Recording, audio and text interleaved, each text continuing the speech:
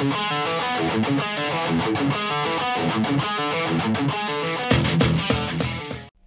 клиента проблема, постоянный свист тормозов. Менял несколько комплектов колодок, ничего не помогло.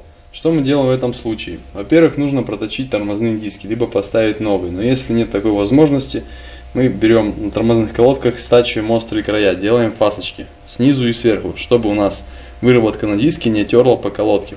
Затем мы снимаем накладки, если они есть, и мажем вот такой смазкой. Она идет в комплекте вот с такими колодками.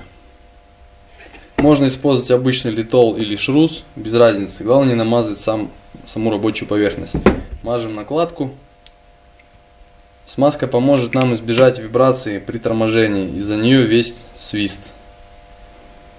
Мажем немного, не надо обильно мазать, слишком не свинячим. Одеваем все на место и ставим. Можно намазать еще все трущиеся места, где происходит рабочее движение колодки, то есть бока и там, где проходит у нас штырь внутрь.